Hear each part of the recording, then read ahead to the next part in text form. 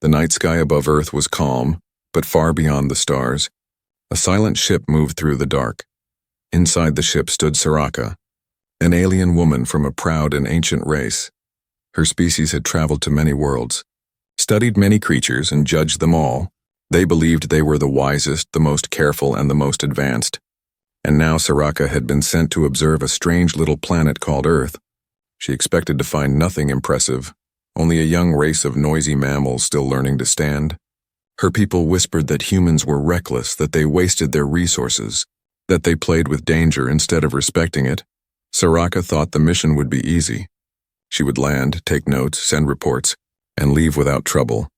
But when her ship touched the edge of Earth's atmosphere, she saw something that unsettled her. Through her scanners, she watched humans in their cities.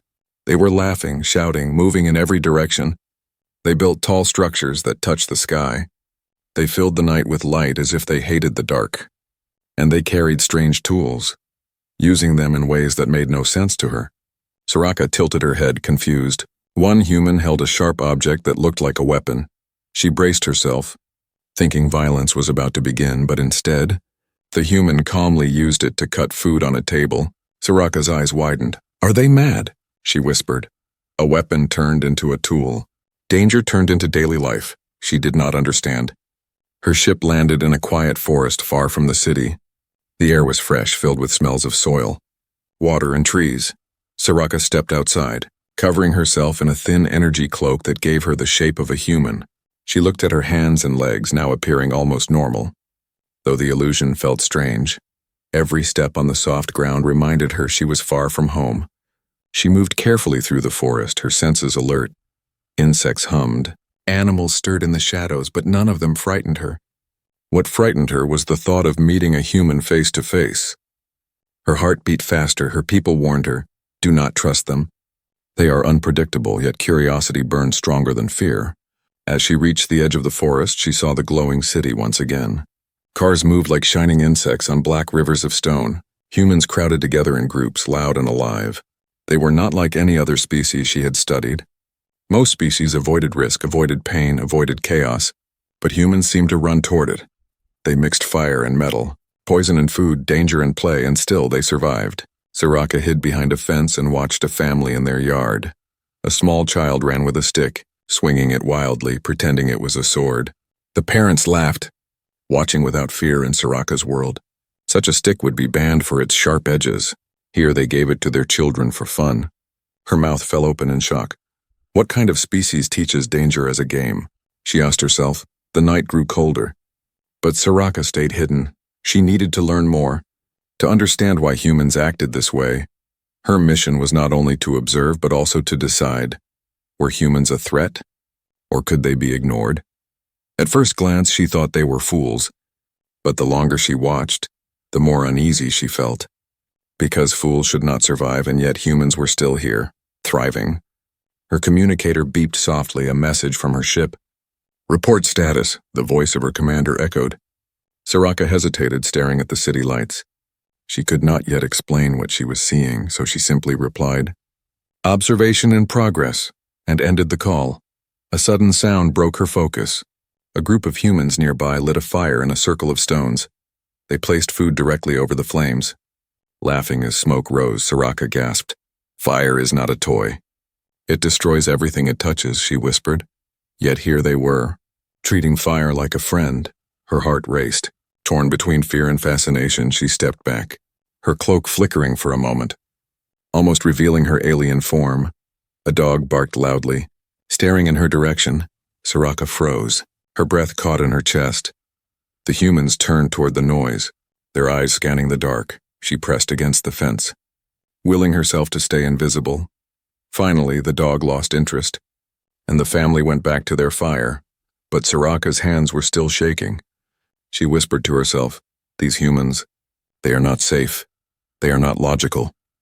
She felt the weight of her mission settle heavier on her shoulders. Something about this world was different, dangerously different. And Soraka realized one terrible truth. This was not going to be an easy mission at all. The city lights flickered in the distance. The laughter of humans carried through the night air, and Soraka, hidden in the shadows, whispered the question that would haunt her for many days. Why do humans do that? The morning sun rose over the city, washing the streets in gold and noise. Soraka stood at the edge of the human world, her cloak still wrapped around her like a second skin. She had not slept, her alien mind too restless. Too filled with questions, her mission was to observe quietly, but her heart whispered that she must step closer. If she stayed hidden, she would never understand the madness she had seen. With cautious steps, she walked into the city. Every corner pulled her attention. Every sound made her flinch. Machines roared on wheels. Lights changed colors in the middle of the street, and humans crossed without fear. To Soraka, it looked like chaos, but the humans moved with strange confidence. They trusted rules that were not written in the stars. Rules only they seemed to know. Her cloak adjusted, giving her the appearance of a young woman. She practiced smiling in a reflection, though the expression felt unnatural to her. Then she entered a small cafe, a place buzzing with voices, steam, and the smell of strange drinks. She hesitated, then sat at a table near the window, her eyes wide as she observed. Humans laughed loudly, their voices carrying emotion she could not measure. One slammed his hand on the table while telling a story.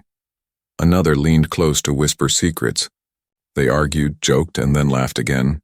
Soraka's mind spun. How do they live with such noise inside them? She wondered. A server approached, asking her what she wanted. Soraka froze, the words of Earth language heavy on her tongue. Something warm, she said softly, her accent strange. The server smiled, not questioning further, and brought her a cup of dark liquid.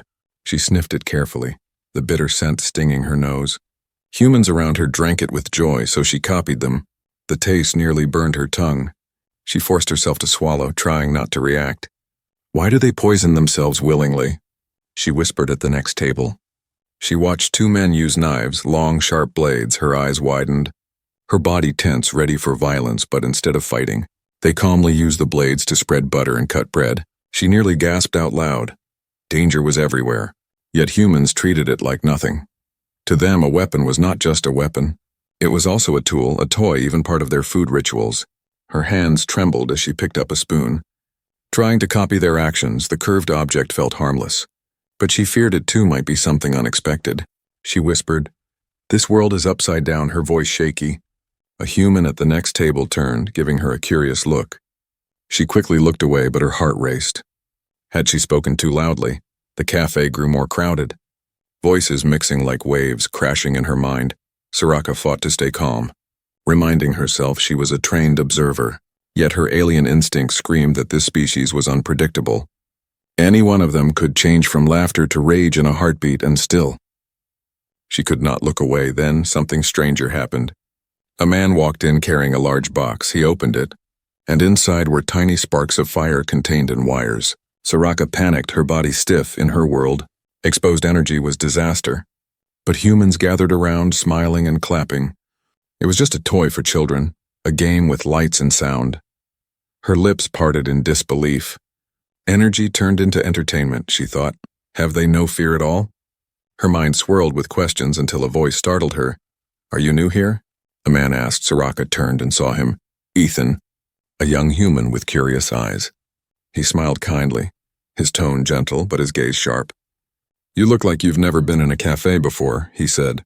Soraka struggled for words, her training failing her. "Yes, I am, traveler," she muttered awkwardly. Ethan chuckled, not unkindly, but his eyes lingered on her. She felt exposed, as if he could see through her disguise. To cover her nerves, she asked, "Why do humans drink this?" Pointing at the dark liquid, Ethan laughed. "Coffee? Because it wakes us up, gives us energy." Soraka tilted her head, her mind screaming at the contradiction. A bitter, burning liquid that humans love to drink for strength. She nearly whispered impossible, but bit her tongue. Ethan leaned closer, his smile fading into curiosity. "You sound different. Where are you really from?" he asked. Her chest tightened, her breath caught. Had he seen through her already? She forced a laugh, though it came out uneven. "Far away," she answered, but Ethan's eyes narrowed slightly. "You don't say," he murmured, half amused, half suspicious. Soraka sipped the bitter drink again, forcing herself not to shudder. Her heart pounded as she realized something. This human was watching her too closely. The observer had become the observed. And in that moment, Soraka felt true danger. Because curiosity, she knew, was the first step to discovery. And humans were far too curious for their own good. The cafe had grown louder, but Soraka only heard one voice. Ethan's voice, curious and calm, yet sharp enough to cut through her disguise. She had been trained to study from the shadows. Never to reveal herself, but humans, it seemed, had a way of dragging secrets into the open. Ethan leaned back in his chair, watching her closely. "You don't seem like you're from here," he said, smiling but serious underneath. Soraka forced a laugh, her throat dry. "Many worlds. I mean, many places are different," she corrected quickly. Her words stumbled and her heart sank. Her training warned her, slip once and humans will notice. And Ethan noticed. He tilted his head, his eyes narrowing. "You said worlds, didn't you?" he asked softly. Her hand tightened around the spoon, her cloak flickering for a brief second. A shimmer of her true skin flashed, scales glowing faintly before the illusion reset. Ethan's eyes widened, though only for a heartbeat. He laughed nervously. Wow, that was some trick, but Soraka could feel it. He did not believe it was a trick. Trying to recover, she changed the subject. "What is this human custom?" she asked, pointing to the steaming cups. "Drinking poison for energy?" Ethan laughed again, but this time it was not the laugh of amusement. It was the laugh of someone realizing they were sitting across from something dangerous. "You really aren't from around here," he said slowly. Her panic grew. She remembered her commander's warning. Do not engage. Do not reveal. But her curiosity betrayed her. The humans around her seemed too calm, too fearless. She needed answers. She leaned forward and whispered, "Why do humans play with danger?" Ethan blinked, startled by the question. "What do you mean?" he asked. Soraka gestured toward the knives, the boiling coffee, the buzzing wires in the box of lights. "In my world, these things are forbidden. They harm, they destroy," she said quietly. "Yet you treat them like friends, like toys." Ethan stared at her, his mouth slightly open for a moment. Silence fell between them, broken only by the hum of the cafe. Then he leaned closer, his voice low. "Are you seriously not human?" he asked. The words froze Soraka's blood. Her cloak flickered again, her nervous energy making it unstable. The shimmer of her alien form passed over her face, only for a split second, but it was enough. Ethan saw the sharp lines of her true eyes, the glimmer of another world behind them. He gasped softly, his chair scraping against the floor as he leaned back. Other humans turned briefly. Curious about the sound, Soraka panicked, reaching out with a hand to calm him. "Please," she whispered. "Do not draw attention." Her hand brushed his wrist, and in that moment her skin felt colder. Not like any human touch, Ethan's heart raced. But instead of screaming, he stared. He was afraid, yes, but also fascinated. "You're real," he breathed. "You're not a trick, not a costume." Soraka closed her eyes for a second, regret washing over her. Her mission had been broken, her cover torn apart by one slip of the tongue. She should have left the cafe, vanished into the city, erased this mistake. But something in Ethan's expression held her still. It was not fear alone, it was wonder. "You cannot tell anyone," she whispered firmly, her voice sharper now. Ethan swallowed hard, glancing around. "Why are you here?" he asked. "What do you want from us?" His voice trembled, yet it carried the courage of someone who wanted answers. Soraka hesitated. Her mind fought between duty and instinct. Duty said, "Stay silent, vanish, do not reveal." Instinct said, "This human is a key, he sees you, he might help you understand." Against her better judgment, she whispered, "I was sent to watch. To learn if humans are dangerous." Ethan almost laughed, though it came out shaky. "You're asking if we're dangerous?" He said, "You came down from the sky in a hidden ship and you're asking that?" Soraka frowned, confused. "Yes," she answered simply. "You play with fire, with poison, with blades, and you smile while doing it." Her voice dropped. "That is not survival, that is madness." Ethan leaned in, his eyes burning with sudden intensity. "That madness keeps us alive," he said firmly. "You don't understand. Danger is part of what makes us strong." Soraka's chest tightened, her mind spinning. His words clashed with everything she believed.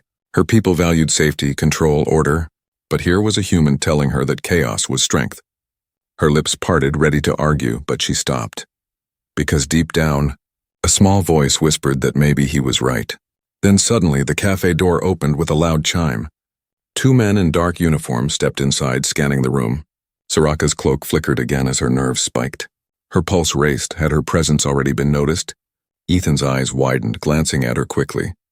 "They're looking for something," he muttered. Then his gaze locked on her. Or someone. Soraka froze, her heart pounding in her chest. Her first real human contact had already turned into a misstep. And now she realized the humans were not the only ones watching. The two men in uniform scanned the cafe, their sharp eyes moving from table to table. Soraka's pulse thundered in her ears, her cloak flickering as she tried to hold her disguise steady. Ethan leaned close and whispered quickly, "Stay calm. Don't look at them." His voice was steady, but his hands trembled slightly. Soraka realized this human had chosen not to expose her, even though he had every reason to. The men spoke briefly to the server, then turned away, leaving without another glance. Soraka let out a breath she had been holding too long, her hands shaking as she placed the untouched cup back on the table. "You see?" she whispered sharply. "Even now, danger surrounds you, and yet you act as if it is nothing." Ethan tilted his head, his expression serious. "You really don't get it, do you? For us, danger is just part of life." Before Soraka could reply, Ethan stood and extended a hand. "Come with me," he said, his voice firm. She narrowed her eyes, suspicion rising. "Why?" she asked. "Because if you want to understand humans," Ethan said, "you need to see more than coffee and knives." Against her better judgment, Soraka followed. They stepped into the streets, the city alive with sound and motion. Cars honked, lights flashed, voices filled the air. Soraka's senses ached, but Ethan moved as if this chaos was natural. He guided her through crowds, across busy intersections, into the heart of the human world. Everywhere she looked, humans carried objects that seemed dangerous or strange. Metal sticks glowing with heat, wheels spinning at reckless speed, boxes of light pressed to their faces. Each time Soraka thought an accident would happen, the humans simply laughed and carried on. She whispered to herself, "Madness, pure madness." Ethan led her into a tall building where glass walls opened to the sky. Inside, people lined up, strapping strange packs to their bodies. Soraka froze, her instincts screaming. "What is this place?" she asked sharply. Ethan smiled, though there was tension in his eyes. "You'll see," he said. "Just watch." Through wide windows, Soraka saw a door open on the side of the building, one by one. Humans leapt into the air, straight into the empty sky. Her heart stopped. She pressed against the glass, her voice breaking. "They are killing themselves," she cried, but Ethan shook his head calmly. "Not killing, falling," he corrected. Her eyes widened as colorful fabric burst open above each human. The parachutes spread like wings, carrying them gently through the air.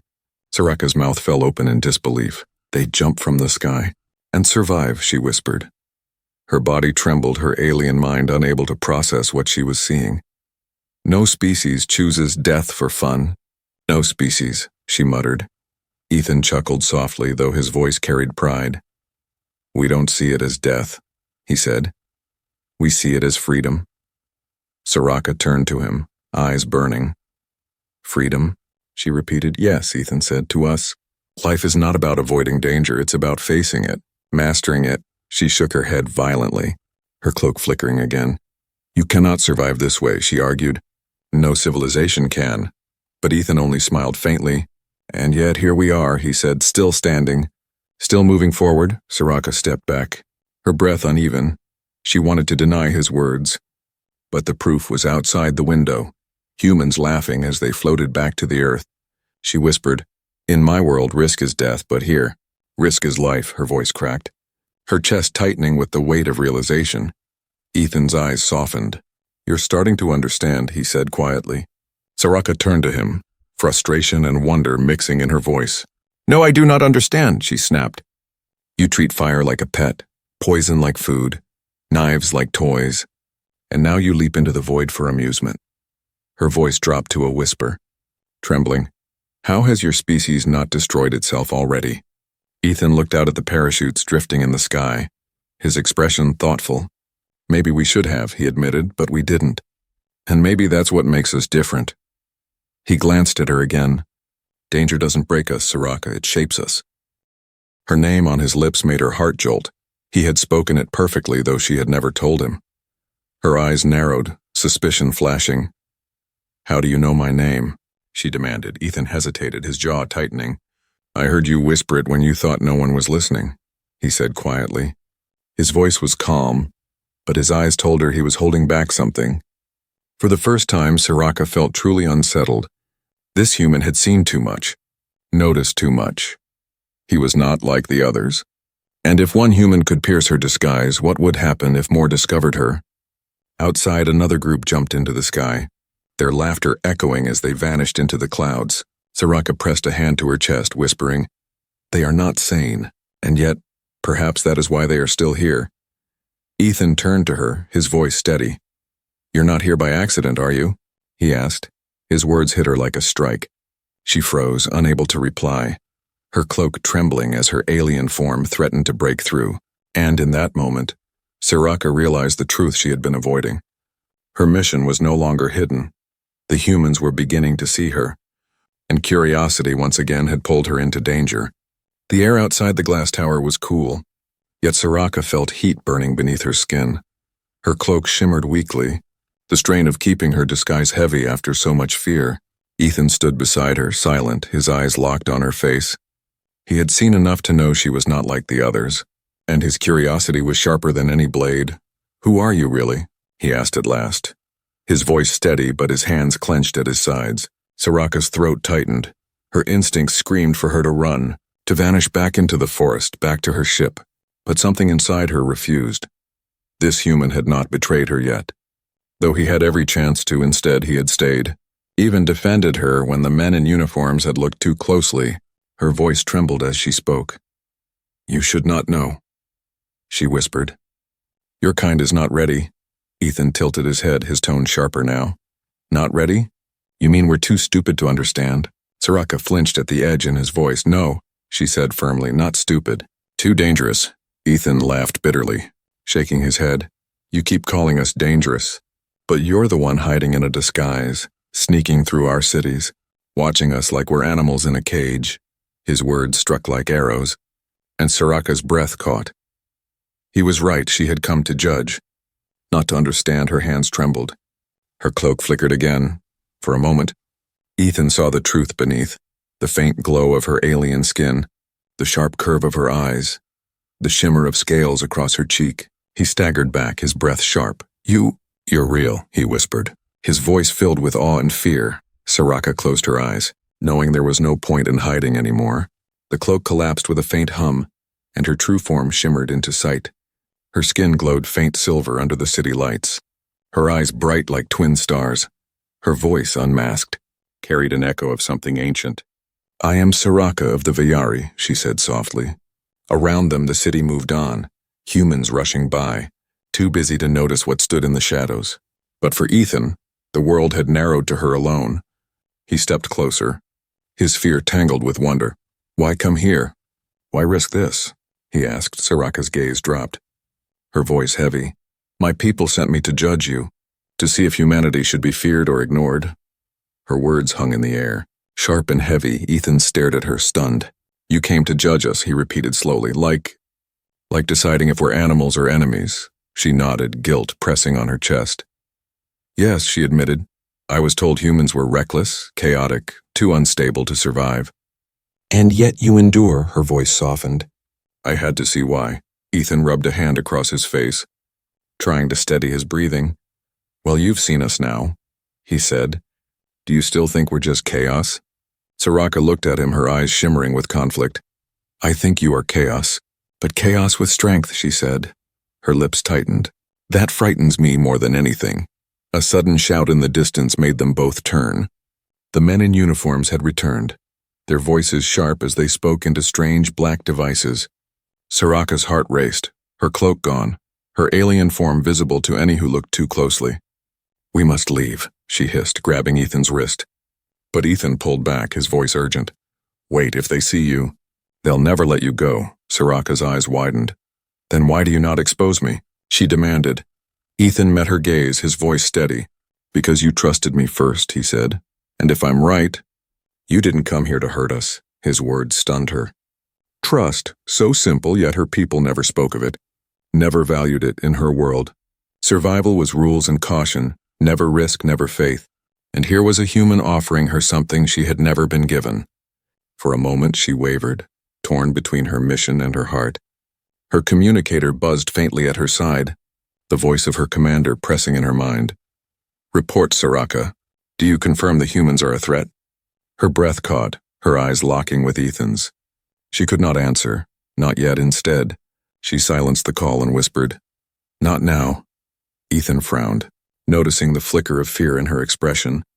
"They're going to come for you, aren't they?" He asked quietly. Soraka nodded, her voice soft. "Yes. If they learn I am here, they will not let me leave." Ethan stepped closer, determination in his eyes. "Then I'll help you," he said. Her chest tightened at his words. Help, from a species she had been told to distrust. She wanted to reject it, to walk away, but something in his tone anchored her, a strange feeling she had no word for. But before she could answer, the sound of boots echoed closer. The men in uniform scanning the street, their eyes sharp, their voices urgent. Soraka pulled Ethan into the shadows of an alley, her form glowing faintly in the dark.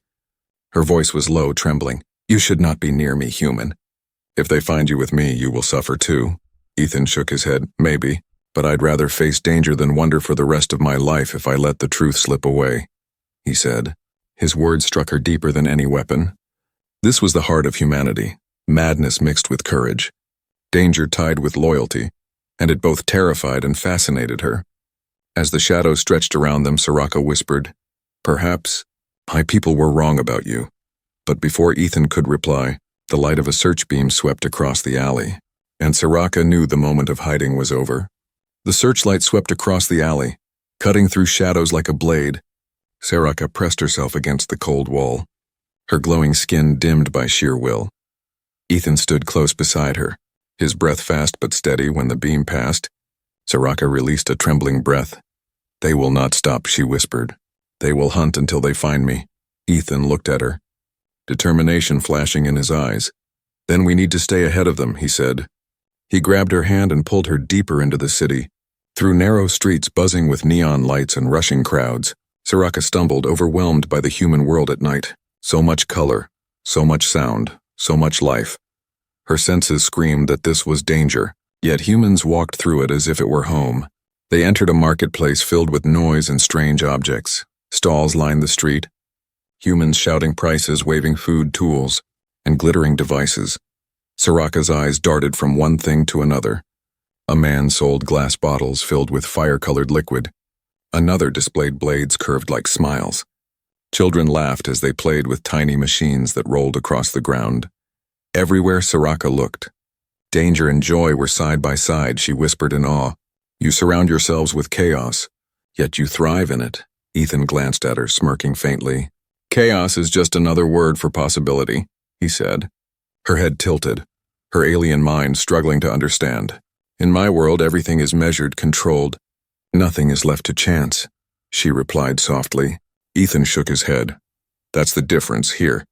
We take chances, sometimes stupid ones, but sometimes those chances change everything."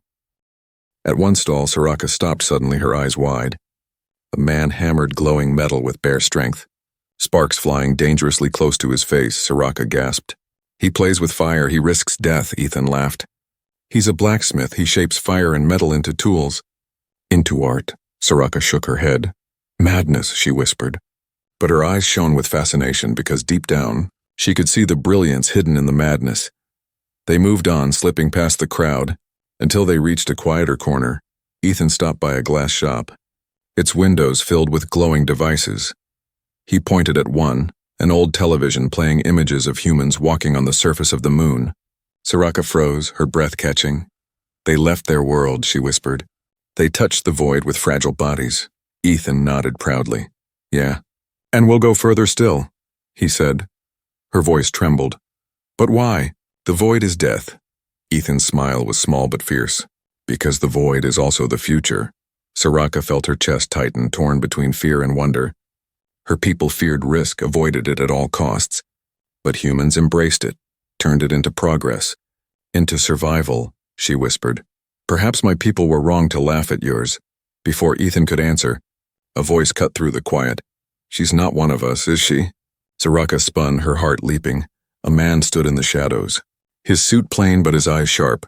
He held a small device in his hand, its light blinking red as it scanned her. Ethan stepped protectively in front of her. "Who are you?" he demanded. The man ignored him, his gaze fixed on Soraka. "Not human," he said coldly. I knew it. Soraka's blood ran cold. Her instincts screamed at her to run, but the man stepped closer. "You don't belong here," he said. His tone like iron. Ethan raised his voice, anger cutting through his fear. "Leave her alone," he snapped. But the man only smirked. "You don't understand, boy. She's dangerous. She doesn't think like us."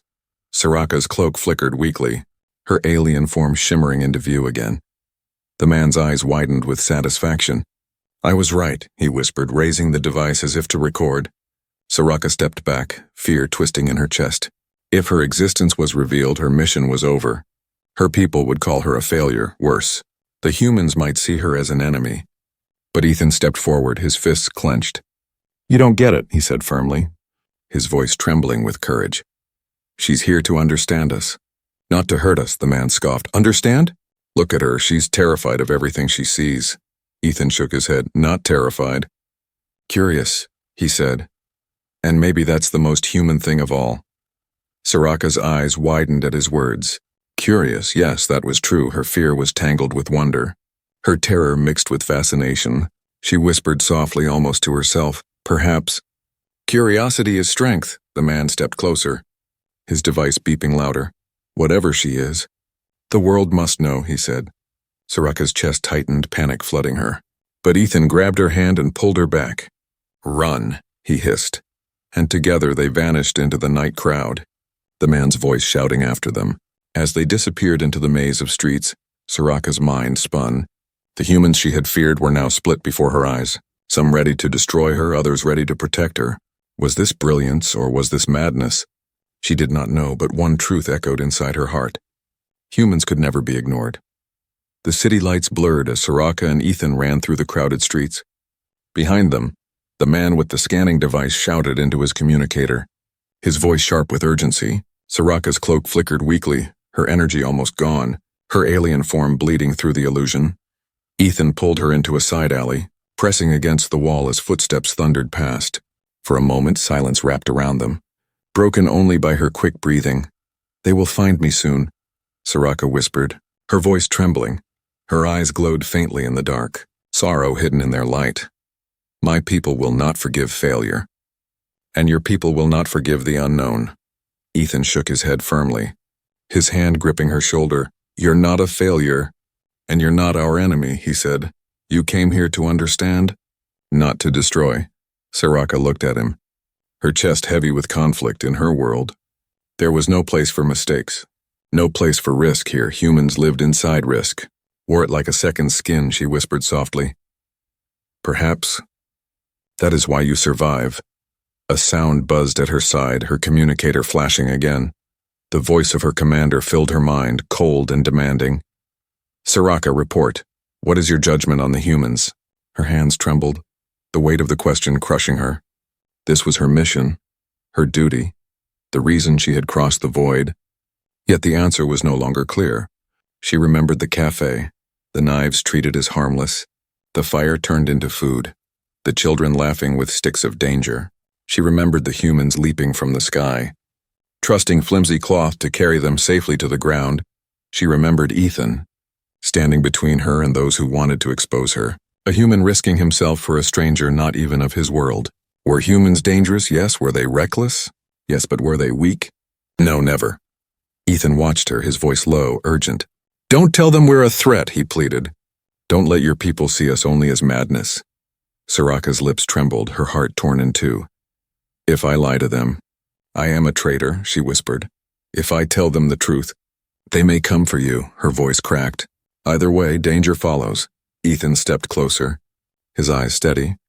"Danger follows us no matter what," he said. "That's the truth of being human." His voice softened. "But maybe that truth is worth sharing." Her chest ached at his words, the weight of decision pressing harder.